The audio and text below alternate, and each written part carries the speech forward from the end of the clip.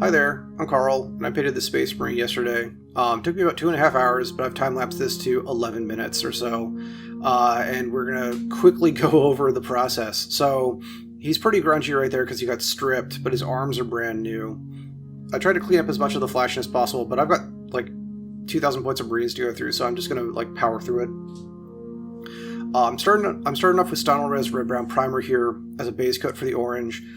Orange doesn't like to be layered on top of anything that's not basically in the same kind of color temperature, so if you're going to go for a base coat for orange, the Stynylrez Res is a good pick because it saves you a bunch of effort. One, it's dark enough that shadowed recesses in the model aren't going to be bright.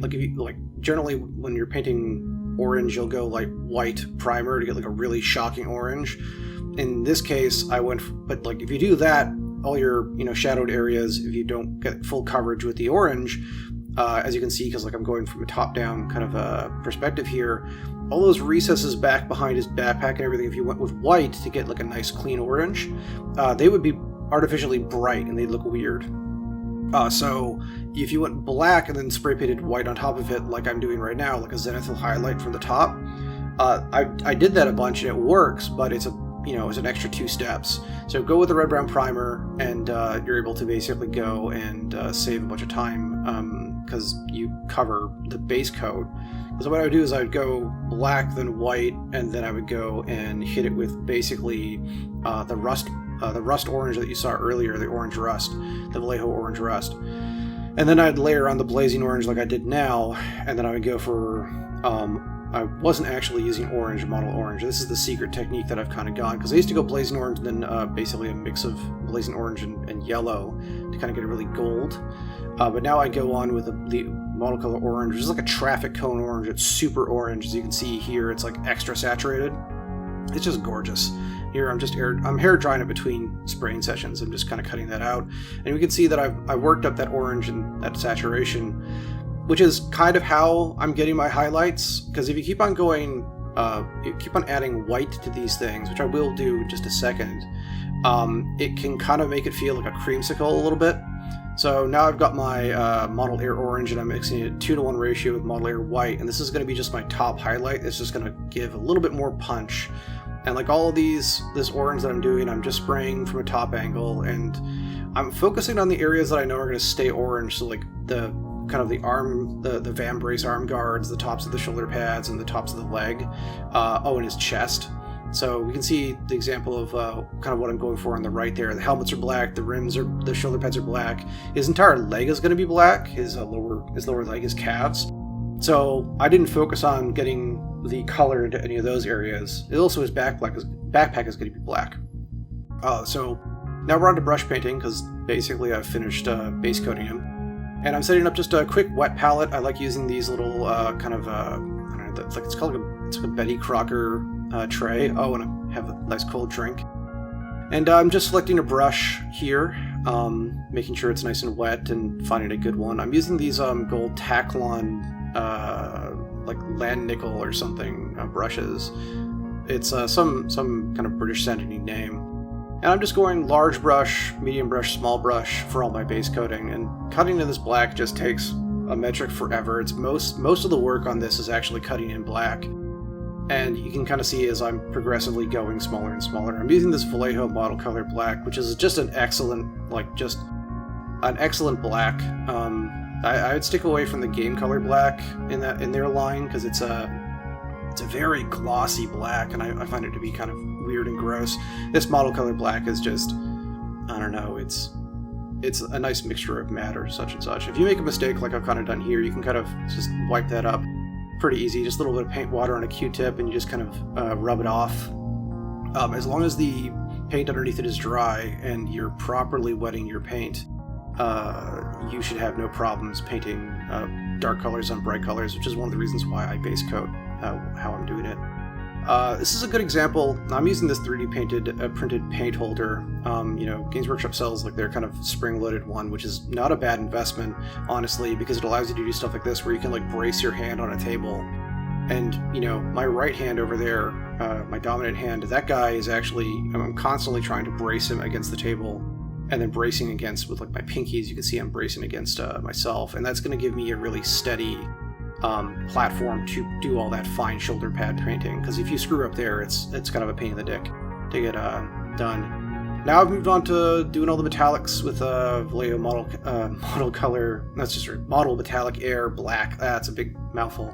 The airline for at least the apocryphal story that I've heard is that the airline for Vallejo has a finer ground pigment than a lot of other metallic brands, and you don't really see lots of big flakes in them compared to like some GW metallics that I've used, and they've got fairly large flakes. I'm just going in with Ghost Gray here on the plasma area, just to kind of give me a good base color to put blue under. Not all blues like to go onto black, so I tend to use Ghost Gray. It's got really good coverage for that. These are some extra opaques. That's extra opaque heavy sienna, I think, and heavy red.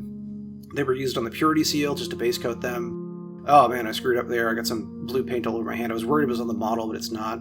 Now we can see the model color blue going onto that plasma gun. That model color blue has got like a really nice luster to it. It's got like a nice gloss to it, but like it's a subtle gloss, so it like looks very, I wouldn't call it shiny, I would call it like lustrous, right? And now I've got the Adrena blue. It's another excellent color. I went straight onto the eyes with a very, very fine detail brush to put the blue into the eyes, blue and orange being complementary colors. So the eyes and the plasma gun look really quite nice. And that model color black that I use as a base coat, now I'm going over and dry brushing gunmetal on top of it to give it more body and depth. And once we wash it, it's going to look quite good. I have a little fine little dry brush there that I've kind of taken an old brush and cut it up, so I've got like a nice little stumped out brush. I'm just doing the pipes on the back of the legs, gunmetal. I'm touching up a few areas that I missed with the metallic black, going back and doing some more dry brushing. I've kind of noticed that my bright brass there, which I was using for the gold kind of areas, was a little too thin. That's one of the problems with the Vallejo Model Air paints, is that they are pre-thinned to go through an airbrush, which is why earlier I wasn't really thinning them all that much. I was putting some flow improver in there with them. So I put some matte medium in there to kind of thicken up the consistency and make it go on a little bit, pool a little bit less, and kind of flow stay on the raised areas.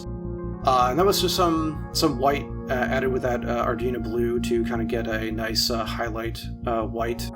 That was some bleached bone, I believe, on the Purity Seal, and then some flat red, and that's basically all the coloring done. There's edge highlighting that I could do, but I tend to save that for later. This is like what I call like tabletop plus.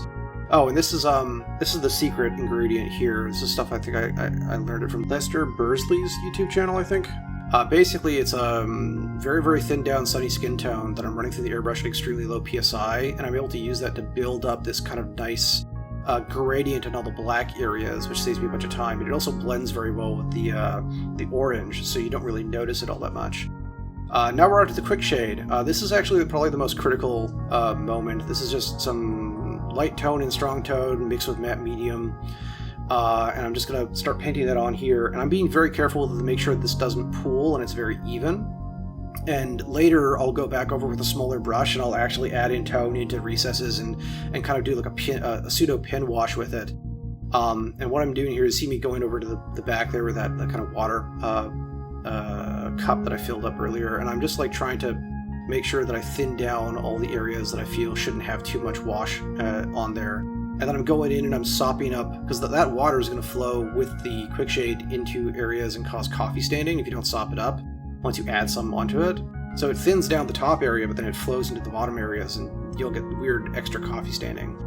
I've done most of the quick shading now at this point. I've dried it off with the brush, and I'm coming in with the detail shades. So blue tone for the plasma gun and for the eyes, which is going to give the eyes like a nice depth. It's going to make the inner eye kind of brighter and the periphery darker, which is quite nice if you get the right amount of tone in there. And I also did some tone work on the Purity Seal. And that's basically it, guys. All I need to do is finish basing it. This is some like garbage craft store acrylic that I'm just adding a little water to make sure it flows well. And if you need to add And I've got this other cup of water here. You see it just kind of popped into screen. That guy, what I'm doing is I'm wetting my brush and I'm going back over the areas that are not flowing well on the black, and I was just kind of working it in there. Now I've got some generic artistic acrylics, and these are great. The burnt umber is basically a very dark brown. Once it dries, it looks very chocolatey, but it's pretty okay. And I'm just dry brushing on lighter browns, and eventually I'm going to mix in this titanium with the kind of lighter brown and kind of step up the dry brushing for the base. The base material that I'm using is some stuff called Sculptamold. It's basically like a fabric impregnated plaster that you can. It works a trick when you're doing terrain, and basically all my terrain is based mostly with that stuff that I build myself. And then I'm finishing up with just a black base, and that's it.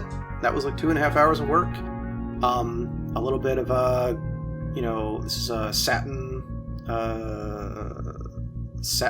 sealer, Vallejo satin varnish. That's the stuff. Just to add that stuff in there, and I think it looks pretty tits. You can see some of the coffee staining stuff that I was trying to avoid on the right side here with this marine that I did a few days ago. And the left one I think looks much cleaner and much classier.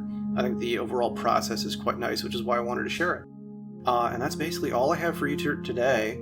However, I'm planning to make more videos, and I'd like your help to do that. In the comments below, I've posted 3 comments, basically for 3 models that I'm planning on painting. Whichever one gets the most likes is the one that I'm going to paint. So I'm going to have a Centurion Devastator, a Landspeeder, and a bike. Depending on like a Space Marine bike with, I think like a combi belter or something. So basically just take a look down there and, kind of put your vote in, and whichever one gets most, I will do the next video for, but I'm not exactly sure when, maybe a week or so, time permitting. Thanks for watching, and I hope you guys have fun painting on your own. Bye-bye.